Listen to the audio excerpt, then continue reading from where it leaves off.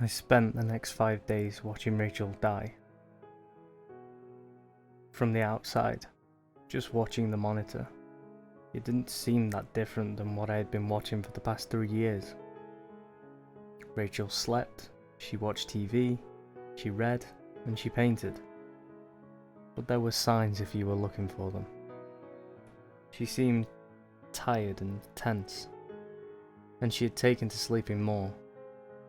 And occasionally, just every once in a while, she would glance up at the camera, at me. It was then that I could see the fear and sadness in her eyes. Inside I felt like a burned out house collapsing in on itself. At first I refused to watch, to do anything they wanted me to do.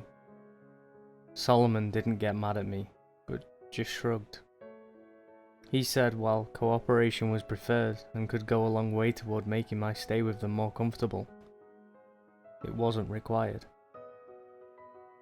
If he was right, Solomon said with a thin smile, things would play out as they were meant to, regardless of what I wanted or thought I chose. Either way, he added, the video was about to start back playing and would not stop for another 5 days. Whether I wanted to spend that time getting to see her again was entirely up to me. I tried not to watch, but a part of me knew from the start I was going to. Maybe I would find some clue that they were lying about her being dead. Or Rachel could give me some advice or warning about what I needed to do next. I didn't know. What I did know is that I couldn't miss the chance to see her again. And despite knowing in my heart that she was dead and everything on the video had happened a long time ago, I still felt that by watching, I was with her somehow. She had been taken away from everything she knew when she was barely grown, trapped for years just for being special, experimented on, treated like property, kept from ever having friends or family or a life.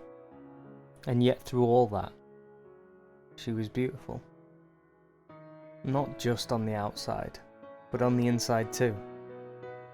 I had spent years watching her, getting to know her in 1,000 tiny ways that so few people ever truly know each other. I had seen her kindness and grace in her actions, even when she was fighting against the people holding her. I had watched her strength when she woke up day after day in her prison and never gave up. And I saw the beauty of her soul in her paintings, full of swirling colours and, wonder. She was able to paint these things she saw with such care and love, despite living in a world that had abandoned her so completely. Well, I wasn't abandoning her. I would watch every bit of the video I could imagine, try to burn into my memory every frame of her I saw. Not for them and their stupid project, but for me, and for her. I may not have much left to do in my life before they lock me away somewhere or kill me, but I could do this one last thing. Rachel wouldn't die alone. I watched nearly all of it, stopping only to eat quickly and use the bathroom until the last 2 days. I would ask the guards to pause it, but they would only shake their heads and say Solomon said it had to play normally until it was finished. By the 4th day, I was in a stupor. I had already dozed some of the first 3 days, but when I woke up on the 4th day, I could tell a few hours had passed. There were 2 trays of food on the bed, one breakfast and another lunch. I looked back at the screen in a panic, worrying I had missed something. But Rachel seemed to be just waking up too. I noticed her putting her hand to her stomach as she got out of bed, and felt my own stomach twist. She was already hurting. Rachel glanced at the camera and tried to smile before moving to set up a new canvas for a painting. This was the second of the 3 paintings she did in those last days. The first had been the inside of an old-fashioned movie theatre from the viewpoint of someone sitting in a back row. On the movie screen was just the image of a sledgehammer propped up against the brick wall. I didn't understand what it meant, and I found myself scanning the picture for some message or other clue. Eventually, I found what might be one, though I didn't understand it either. Rachel must have come to understand they knew what she was doing with the paintings and didn't want to stop her, because these last three she set up much closer to the camera. I was still squinting and studying the painting closely when I realised the flipped up seats in the next row had brass number plates along the front edges. Though they were upside down from the viewpoint of the painting, the angle was good enough that once I noticed them, I was able to read them. 2, 43, 26, 89. I didn't understand any of it, but I committed it all to memory, focusing all my attention on the painting until she finally took it away. Even that early on, I could tell painting was taking a lot out of her now, and like I had for so long, I found myself talking to her, telling her to go rest before I remembered her body in the next room. I almost stopped then, but no. Maybe she couldn't tell I was talking to her, or maybe she could. Either way, me talking to her couldn't hurt, and it made me feel a little less lonely and sad as I watched her. The second painting, the one she started after I woke up from falling asleep for a few hours, was stranger than the rest. It looked like it was in a room with curved walls made out of tree roots, and in the centre of the room was a little table made out of the same stuff. Some of the roots around the room were a deep red, but other parts, including the table thing, looked burned and black. I looked closer and saw that I could see a person's shadow above the table, hands holding some long oval-shaped bundle. I studied it for a long time, going over it again and again in my mind after she took it away. I couldn't make any sense of it, of any of it. I wasn't smart enough, and I was failing her. Rachel slept for a long time after that painting. Then she got up on the 5th day, her last day, and immediately started working again. This time, she was painting faster, and while I saw her wince occasionally, she never lost her look of determination as she slashed lines and colours across the canvas. When she was done, Rachel picked up the painting and turned it toward the camera, giving me a small, tired smile as she was blocked from the view. It was looking out from the front porch of a house somewhere. It was out in the country, and the morning view of the yard and the land beyond were wonderful. But closer up, the painting was of two hands, holding onto each other tightly. Their interlocked fingers seemed to glow red and orange in the light of the rising sun. I found myself crying as I looked at it. Part of it was because I didn't know what it meant, and I felt a growing sense of desperation at the thought that Rachel's last works might be wasted on me. Part was because I knew it had been 5 days, and I could sense I was close to the end. To her end. But there was something more to it than all that. The last painting, even with everything else in my head and my heart pulling me down, gave me hope. Hope of what? I didn't know. But I started to think that maybe the only message Rachel had for me in the last painting was that somehow, somewhere, everything would be okay. Outside the edge of the painting, I could see motion in the room. People hurriedly coming in with some kind of medical equipment. And then the monitor went black. You've done well, Thomas. Very, very well. For the last 5 days of video, we had charted 1,047 micro-variations in Rachel's behaviour that we believed might correspond to your behaviour, your reactions, and your emotional states while watching the video. Like before, the two of you remained in sync, as though you were in the same room. It really is remarkable. I sat staring at Solomon. I listened to what he said, but I didn't care. I just wanted it over. Whatever this was, I just wanted it over. Clearing his throat, he went on. That's why we've decided to move the implant from Rachel's body to your own. That's one of the many reasons we preserved her so. The foreign body was still showing signs of life all this time, but just barely, and we were afraid to attempt removal. Our hope is that given your connection to Rachel, it will accept you, perhaps even thrive in you, more than it ever did our girl. I was suddenly on my feet, and it was only the raising of Solomon's gun that stopped me from attacking him. Don't you fucking talk to her like that. Like any of you gave a shit about her. I'll fucking kill you. Solomon's face darkened slightly as his lips thinned. No, you won't. But if idle threats make you feel better, go ahead. It will only make things harder, not easier. Feeling a stab of panicked fear, I sat back down. What is this thing you're going to put in me? The man looked at me for several seconds before responding. I'm tempted not to tell you after your stupid and frankly hurtful outburst, but I'll be the bigger person. Letting out a small sigh, he went on. Thomas, somewhere there is a tree. A very special tree. We suspect it is the same tree that Rachel painted for you that time, though we cannot say for sure, as we have never been able to find it. It is either hidden away very well, or it is able to hide itself from those it wishes. I just looked at him, trying to kill him by just wanting it to be so. In any case, we have the next best thing.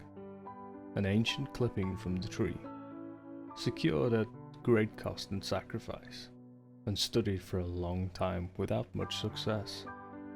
We have, however, in recent years been given advice that this clipping could be grown in the right soil. We thought that soil was Rachel, but while it did develop further inside of her, she died before the necessary growth was finished. Leaning forward, he smiled at me. We have it on fairly good authority, however, that you might succeed where she failed. I fought them when they came, but it didn't matter. I woke up some time later with a dull ache in my chest and a small, already healing scar on my upper stomach. I didn't really feel that different, other than the little bit of pain, but I knew that would change with time. Maybe I had more time than Rachel, or maybe I had less. It didn't matter, I just... Wait, what was that? There was some kind of soft voice coming from... where? It wasn't in the room. It was in my head. I felt a thrill of excitement. Maybe this was Rachel's voice. She had somehow stayed in the tree thing they had put inside me. But no. I had never heard Rachel's voice. But I sensed this wasn't it. The voice was too delicate to really be heard or understood. And it reminded me of music coming from a distant room that you felt in the back of your mind without realizing it. It was a melody, a kind of song, but it wasn't Rachel's song. I realized with a shiver that it was the song of the thing inside me. At first, I was afraid, but that didn't last long. It wasn't trying to hurt me. It was trapped here just like I was. But it started to sing. It was time for us to be free. I stood up and walked to the door, and as I did so, the lights went out. The door in front of me clicked, and when I reached out and turned the knob in the dark, it opened easily. How was this possible? And if it could do this, why hadn't it helped Rachel get out? There was no answer, but there was also no time. I could already hear boots around the corner as the glow from flashlights began to light up the far end of the hall. They would drag me back in there, chain me up or take this thing back out of me before we could get away. If I was ever going to get out, it had to be now. The voice was singing again, pushing me to go further into the dark, to run until we were safe. So I listened, and I ran. Every door unlocked for me, every turn kept me barely out of sight.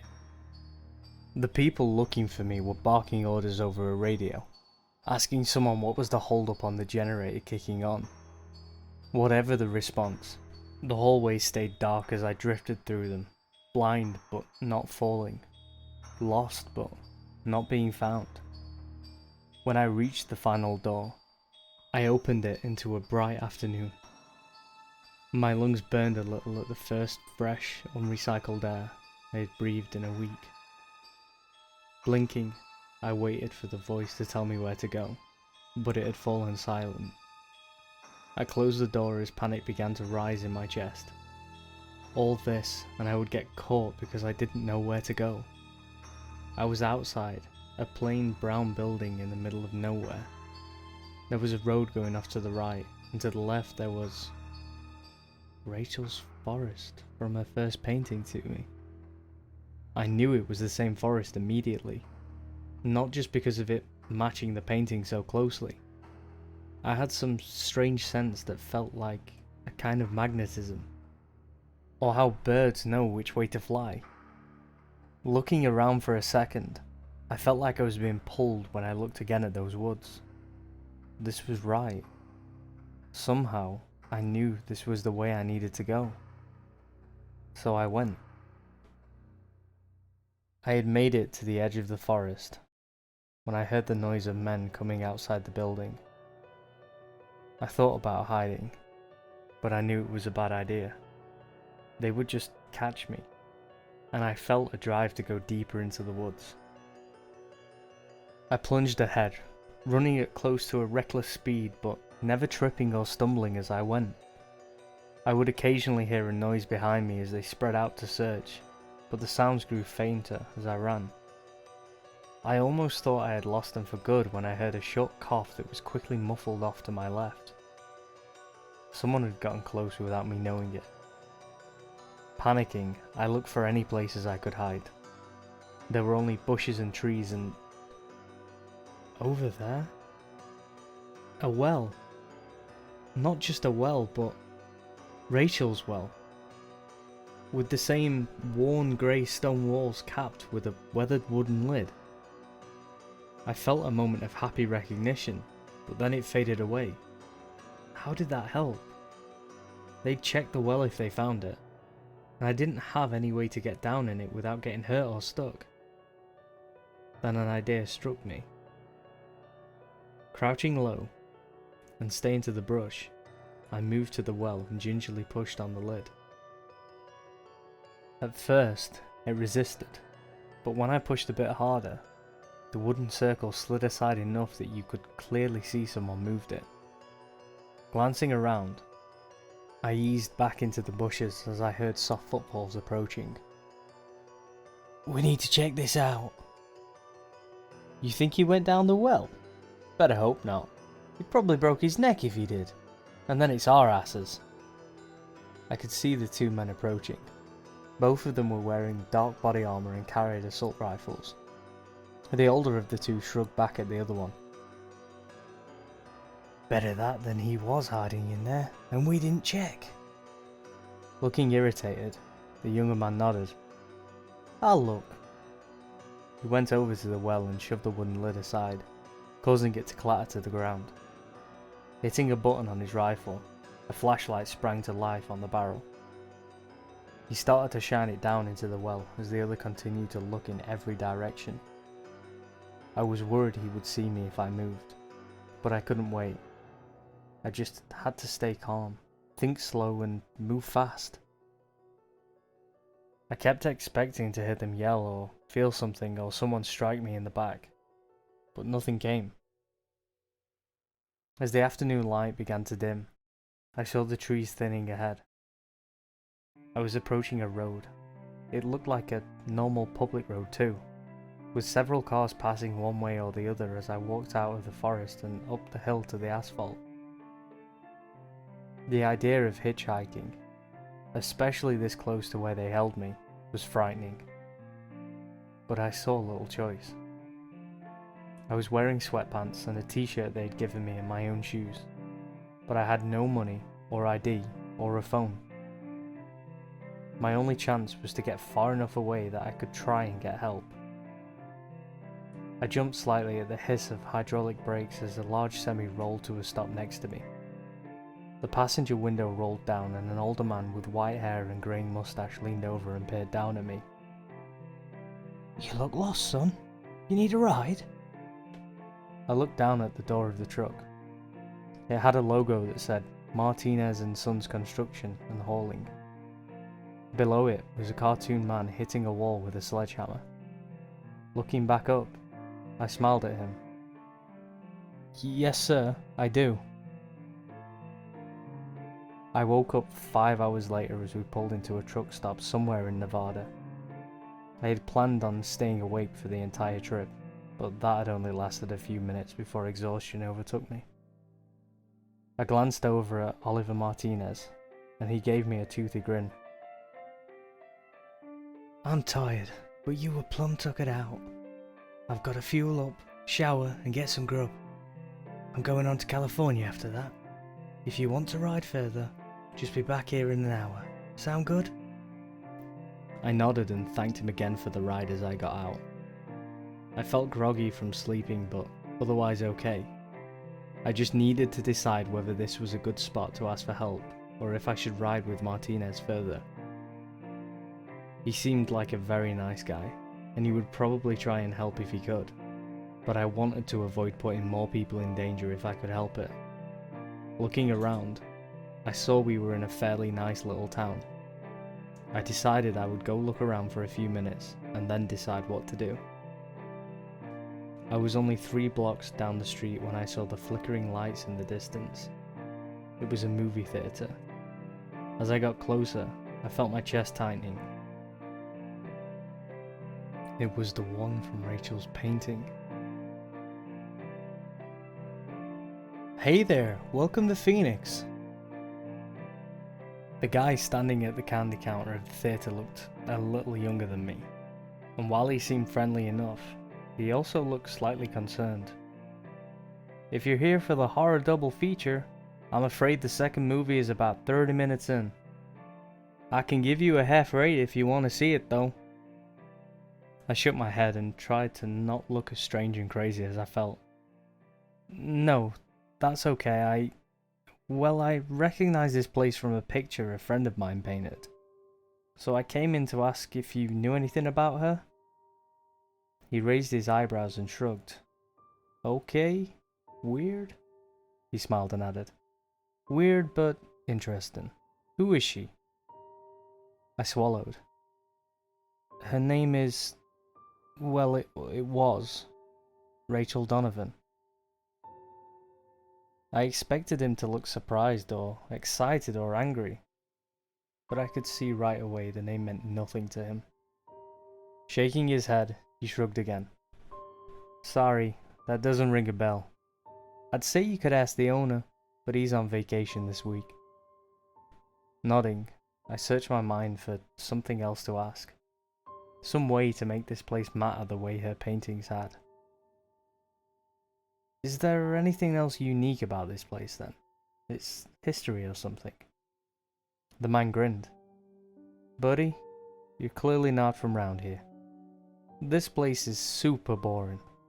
Not just the theater, but the whole town." Frowning in thought, he added, "The only thing I know about the history of this place is that there used to be a house here that burned down. This was like in the 1920s or 30s, when this wasn't even a part of town. Couldn't tell you the first thing about it beyond that, but I still bet it's the most interesting thing that's ever happened here. I let out a disappointed sigh. Okay, well, thanks. I turned to leave when the guy called out again. Hey man, sorry I couldn't help more. If you come back, I'll get you a discount on a movie. Half off. If I'm not working, tell them Marshall said it was okay. I waved and tried to smile as I headed for the door with a heavy heart. Why did you lead me here? Rachel, what's here that will help?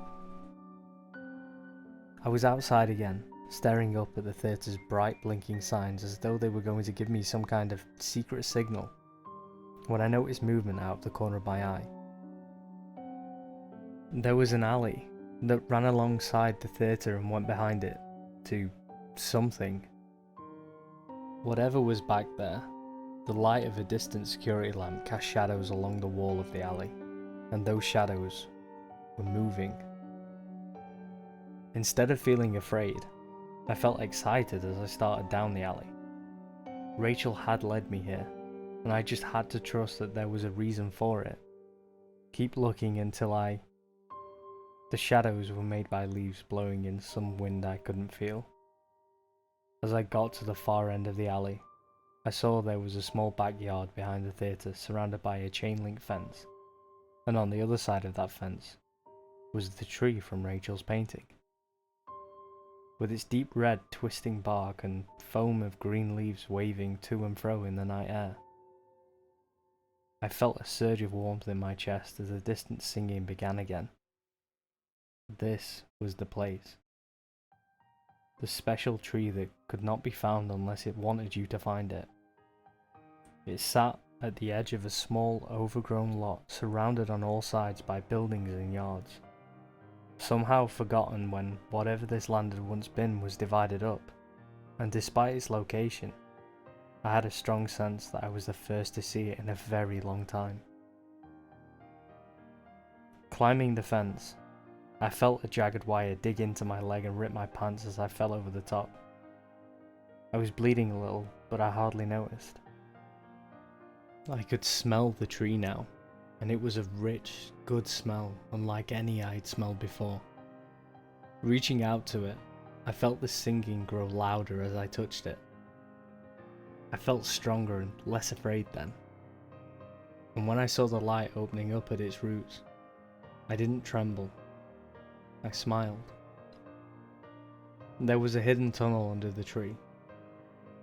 A tunnel filled with sweet-smelling air that was like the tree smell but also different. And the tunnel wasn't dark. No, not at all. It glowed with its own golden light that called to me, urged me forward. Rain was beginning to fall as I looked around the dark lot. I had the thought that I was leaving this world behind. And I found I didn't mind that much at all. The tunnel had continued to grow, slanting down gently and tall enough that I walked in without stooping. The roots of the tree went on and on, woven through the dirt walls as I went deeper. I looked back and saw the tunnel had closed behind me, but I wasn't surprised. The way forward was the only way that mattered.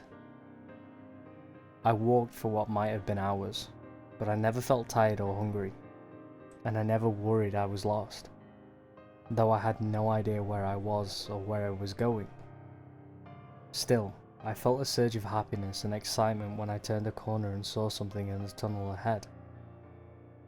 As I got closer, I realized it was a brick wall, but just as I began to think I had found a dead end, the wall faded away, revealing a dark room. I paused at the edge of the tunnel, looking out at the floor of what looked like a basement. It was empty, but in the light from the tree I could make out something scratched into the floor. It was the number 2. I felt my pulse quicken as I thought back to Rachel's painting with the theatre seats, and then I stepped out into the room. It was the empty basement of a house, and as I went up the stairs and opened the door, I saw that the rest of the house was empty as well. No lights were on, but bright sunlight poured in through every window, and in the distance, I could hear what sounded like small waves crashing on a beach. I wanted to go out and see where I was, but I forced myself to check the house first for any people or clues. But there were none. The house was utterly bare of any sign of people other than the numbers scratched into the floor below. My nose tingled with salty air as I stepped outside. The house was near the beach on what I soon figured out was a small deserted island, and I realised with little surprise that I recognised the house from Rachel's painting.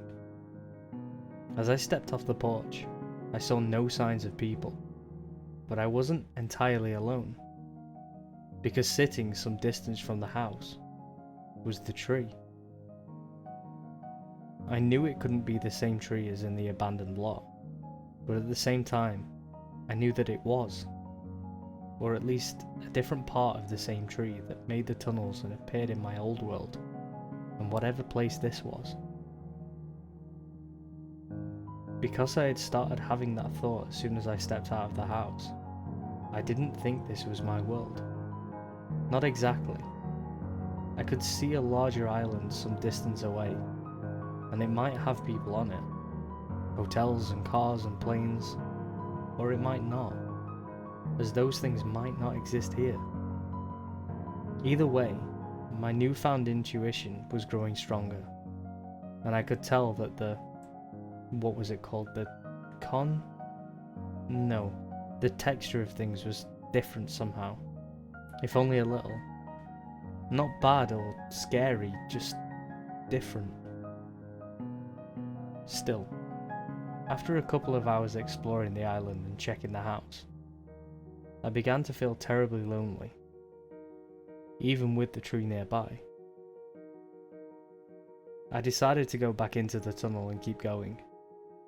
The basement wall faded away as I walked up to it, and I entered the tunnels again. It was only a short time later that I found my second version of the house. Much like the first, the wall faded away into a basement, but this one was far from empty. It was a workshop of some kind, full of tools I wasn't familiar with. I glanced down and saw 43 scratched onto the floor. Who was doing that? And why? I was going to explore the house, more carefully this time, as it looked like there were people here, but then I froze. Propped against the brick wall, next to a small stack of boards, was a sledgehammer. Trying to be quiet, I crept over and picked it up before heading back into the tunnel. When I was little, before Daddy died, he'd loved to hunt. I never went with him and didn't remember much of what he hunted, but I do know he had an old hound he had since before I was born. The dog had only loved him. Well, him and being on the trail of something. When Rocker, his name was Rockefeller, got a scent, it was like he was in a trance. He would go and go, this way and that, and to look at him, it looked like he was having a fit, both lost and certain at the same time. But whatever Rocker knew or didn't know, he always found what he was looking for. I felt like Rocker now. I was moving faster and faster as I went down this turn and that. I felt like I was on the trail of something or travelling on memories I didn't have. Gripping the sledgehammer tightly, I could hear the rising hum of the distant music in my head as I turned the last corner. And then it fell silent. There was another brick wall, and as I approached, it fell away. It was another basement room, but this one was much smaller. It contained a table, a closed chest, and an old metal bed that had been broken apart. At the far brick wall, a woman was using one of the metal legs from the bed to attack the wall and whatever lay behind it. I felt my head begin to swim as I looked at her from behind. and as soon as she turned to look at me, eyes wide with surprise and fear, I felt the sledgehammer slip from my grip as I stumbled back against the now solid wall. I could barely breathe at all, but I managed to get out a single word. Rachel? The woman looked at me, her expression less fearful, but still guarded. She had the bed leg partially raised in warning. Yeah? Do I know you? It was her, but it wasn't. Much like the tree on the island, this Rachel looked a few years older, and while she looked stressed and confused at the moment, her eyes didn't seem weighted down by the same quiet sadness I had come to recognise watching the other Rachel for all that time. Still, I didn't know how to answer her question and not sound creepy or crazy. I stared at her for a second, floundering, when she asked another. You came out of the tree tunnel, right? I nodded gratefully for something I could answer easily. Studying me, she said. Where did you come from? Before the tunnel, I mean. I flushed as I tried to think of the right words. Well, I came from Texas. Originally, I mean. She grinned at me for a second before catching herself and trying to look serious again. Yeah, okay, but do you know how the tree works? How did you find out about the tunnel? How did you get here? Sighing, I rubbed my head and just started into it. Look, I know this'll sound crazy, but I had a job watching a woman trapped in a room, and that woman was you, or another version of you, and she asked me for help. And I couldn't help her, and they took me, and I found out that she'd been dead for a long time, but could see me in the future, and then they put something from the tree in me that had been in her that killed her, and then I escaped, and then I figured out where to go to find the tree from the thing she had painted, and I somehow knew how to go in the tunnels to find different spots. And I'm pretty sure the tunnels led to different worlds, and I got this sledgehammer, and then I... Hold up, god damn, take a breath. You're going to pass out. She was smiling again, and this time she didn't try to hide it. She looked over what was left of the bed to where the sledgehammer was laying on the floor. And did you say sledgehammer? Whack. So, yeah, I believe you. Whack. I've been in those tunnels too. My ex-boyfriend tricked me into moving here so he could tie me to the tree in his place. Whack. Well, not tie me to the tree literally. Take his place as... what? The tree's buddy or something? I don't really know. It's all pretty fucked up and I don't understand all of it. Whack. But what I do understand is that fucker walled me up in here. At first I thought I could just pry loose some bricks over time, but nope. He put a layer of concrete on the outside this time. Good old Phil, or Justin, or whatever. I mainly think of him as fuckface now. Whack. This is taking forever. I stepped up and put my hand on the sledgehammer. Let me do it for a bit. We can take turns. We had cleared away even more brick than she had already managed, but the concrete wall was only starting to show small cracks. I wanted to just keep looking at her, have her talk to me, but I knew she was tired. She nodded reluctantly and let go of the hammer. Before I swung, I looked back at her. How long have you been in here like this? Whack. Rachel scowled. It's hard to say for sure, but I think about 8 months. I let the hammer drop down again as my eyes widened. How did you survive all that time? Her scowl deepened. It's the tree. It won't let me die. I just dip into the tunnel every day for a bit and never get hungry or thirsty. A thought occurred to me then. Why didn't you just escape through the tunnels? She quickly shook her head. No, thank you. I've had enough of seeing other worlds. Some of them aren't so nice. And I don't want to be more tied to the tree than I already am. I just want out of here, into my own world. And then I can try and figure out how to get free of my connection to the tree for good. Rachel shrugged. I would have done it eventually with the stupid bed parts, but who knows how long it would have taken. She smiled again. I'm very happy you came to help and brought a sledgehammer with you. Returning her smile, I nodded as I lifted the hammer again. Me too. Whack. We were both wringing with sweat when we crawled through the hole we'd made to the outer wall. Rachel told me that she thought her ex-boyfriend was long gone, but she couldn't be sure, so we had to be careful. Grabbing the sledgehammer from inside the room, we made our way towards the stairs. The house was decorated but quiet, and we saw no sign of anyone as we walked to the front door and opened it. Outside, the sun was coming up on a new day, and as we walked out onto the porch, I jumped a little as Rachel took my hand and gave it a squeeze. I looked over at her.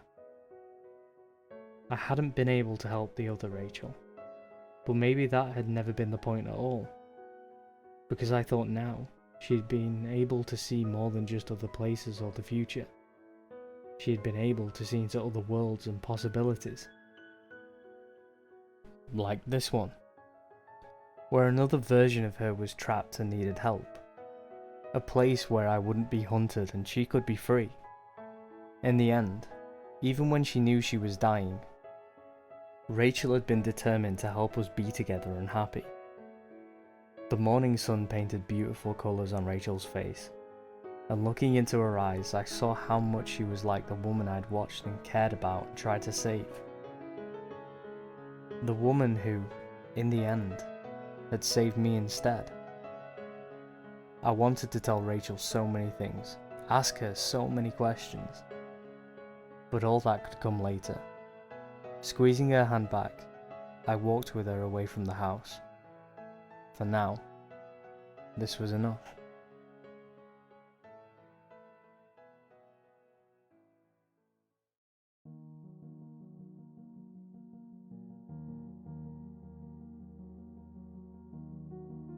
Hey guys, and thank you so much for listening to the latest in the CreepyPasta series and the finale of this 5-part series. I really enjoyed reading this, and I'm glad that I could take some of you along on the journey. I know quite a few of you have been getting in touch with me on the Discord and let me know how much you've liked this. So links to this will be in the description. It's posted by a user of, and I'm gonna ruin this pronunciation, but it looks like Veristal. They're on Reddit, so go give them a follow. I think that's how you do it on Reddit. I'm not too clued up, but you know, go check them out, go check out their other things, and hopefully there'll be more things to do with the tree. I'm really interested to see how that actually comes out. So anyway, thank you once again. Links in the description. The social media, Facebook, Discord will be in the description as well. Come join us on there. Come talk to like-minded people like yourselves, and take care.